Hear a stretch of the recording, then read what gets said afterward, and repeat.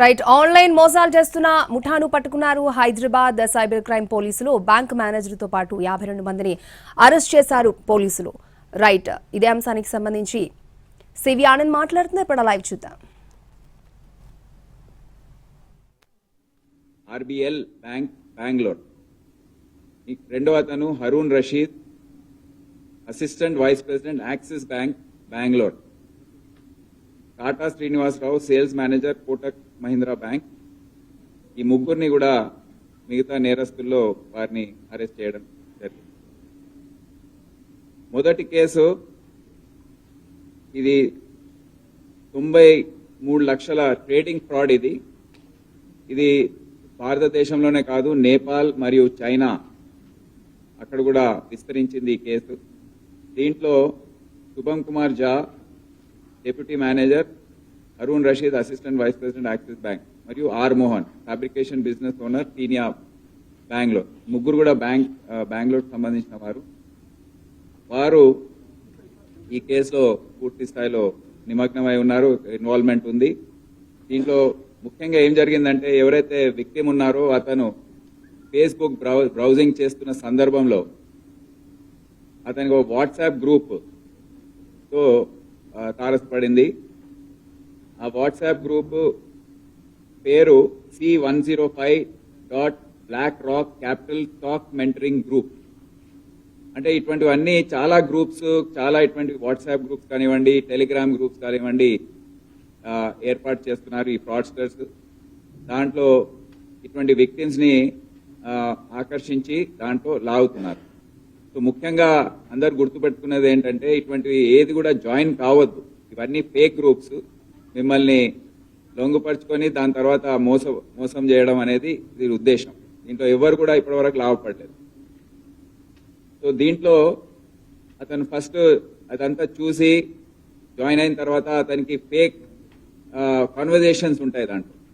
దాంట్లో మిగతా మెంబర్స్ కూడా అంతా ఫేక్ ఉంటారు. వాళ్ళు నాకు ఇంత ప్రాఫిట్ వచ్చింది, అంత ప్రాఫిట్ వచ్చిందని చెప్పడము.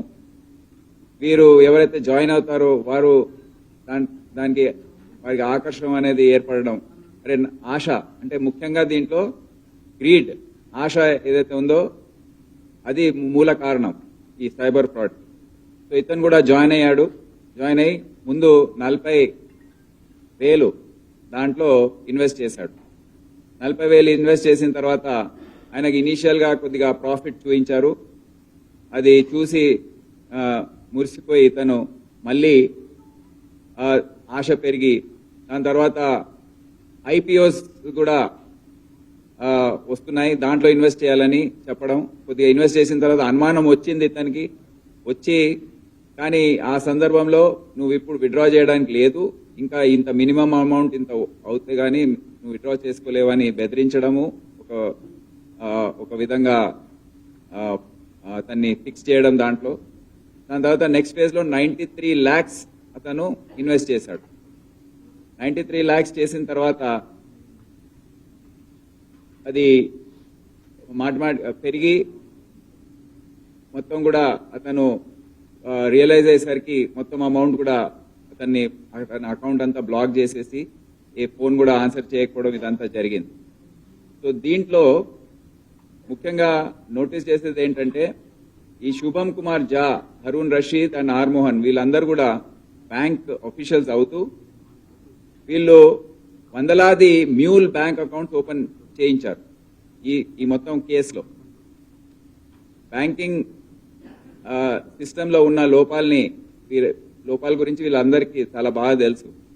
సో అవన్నీ కూడా వాడుకొని జీమెయిల్ ఐడీస్ కానివ్వండి, ఫేక్ ఐడెంటిటీస్ వాడుతూ ఇవన్నీ కూడా మ్యూల్ అకౌంట్స్ ఓపెన్ చేయించి బంధన్ బ్యాంక్ లో ఒకటి మెసర్స్ మాహీ టెక్ సొల్యూషన్స్ అనేది ఒక అకౌంట్ ఓపెన్ చేయించారు ఫేక్ అడ్రస్ వాడుతూ. And login credentials were shared with cyber fraudsters via Telegram. And ఈ 93 lakhs లో 38 lakhs ఈ అకౌంట్ నుంచి వాళ్ళు డైవర్ట్ చేయించారు. ఇది చాలా ముఖ్యమైన అంశం. బ్యాంక్ ఆఫీషియల్స్ కుమ్మక్కైతే ఈ విధంగా అవుతుందని మనం అందరం కూడా గుర్తించాలి. సో వీరు పూర్తి స్థాయిలో దాంట్లో ఇన్వాల్వ్ ఉన్నారు. ఈ విధంగా ఈ కేసు మనం చూస్తే దాదాపు 23 కోట్ల రూపాయల ఫ్రాడ్ వీళ్ళు దేశవ్యాప్తంగా చేశారు అండ్ చాలా అకౌంట్స్ దేశవ్యాప్తంగా ఓపెన్ చేయించారు. సో వీరందరినీ కూడా 20 కేసుల్లో అరెస్ట్ చేయడం జరిగింది. దీంట్లో ఇన్స్పెక్టర్ సీతారాములు ఆయన టీం మొత్తం కూడా ఎస్ఐస్ పీసీస్ చాలా రోజులు బెంగళూరు పరిసర ప్రాంతాల్లో తిరిగి రెడ్ హ్యాండెడ్ గా వీళ్ళందరినీ పట్టుకోవడం ఇదంతా జరిగింది. చాలా కష్టపడి పనిచేశారు, వాళ్ళకి మా శుభాకాంక్షలు. రెండవది కూడా ఒక ట్రేడింగ్ ఫ్రాడ్, అది కూడా 2.06 crore దీంట్లో పోగొట్టుకున్నాడు విక్టిమ్. అనీషా యాప్ అని ఒక ఫేక్ ట్రేడింగ్ యాప్ ఉంది. దాంట్లోకి ఇతను ఒక వాట్సాప్ గ్రూప్ VIP H8-5 అనేది వాట్సాప్ గ్రూప్ లో ఇతను జాయిన్ అయ్యాడు. జాయిన్ అయ్యి దాని తర్వాత వాళ్ళందరూ వాట్సాప్ గ్రూప్ లో ఇదే విధంగా మేము చాలా లాభాలు సంపాదిస్తున్నాము, ప్రాఫిట్ వచ్చింది ఇదంతా ఇన్వెస్ట్ చేయడంతో అని చెప్పడం, ఇతని మళ్ళీ అతని ఆశ దాంట్లో రావడం, నేను కూడా సంపాదిస్తానని అతను కూడా దీంట్లో జాయిన్ అయ్యి ముందు 5 lakhs ఇన్వెస్ట్ చేశాడు. అదేవిధంగా ప్రాఫిట్ చూపించి అదంతా చేసి దాని తర్వాత 27.5 lakhs ఇన్వెస్ట్ చేశాడు. మళ్ళీ ప్రెషర్ చేయడము, నువ్వు విత్డ్రా చేసుకోవడానికి వీల్లేదు అని చెప్పడము, అతను ఇంకా రియలైజ్ కాకపోవడం, మళ్ళీ 1.62 crores వరకు వెళ్ళాడు. ఫిక్స్డ్ డిపాజిట్స్ అన్ని బ్రేక్ చేసుకుంటూ అతను ఇన్వెస్ట్ చేసుకుంటూ వెళ్ళాడు. ఫైనల్ గా చూస్తే 2.06 crores 2 కోట్ల పైన పోగొట్టుకున్న తర్వాత అతను రియలైజ్ అయ్యి అంతా ఏం చేయాలనే పరిస్థితుల్లో అప్పుడు అతని అకౌంట్ వాళ్ళకు కూడా తెలిసి వచ్చింది, ఫ్రాడ్స్టర్స్ కి ఇతను ఇప్పుడు గుర్తించాడని అతని అకౌంట్ బ్లాక్ చేసేసి అదంతా పూర్తిగా మూసేశారు. అతను వచ్చి కంప్లైంట్ చేయడం,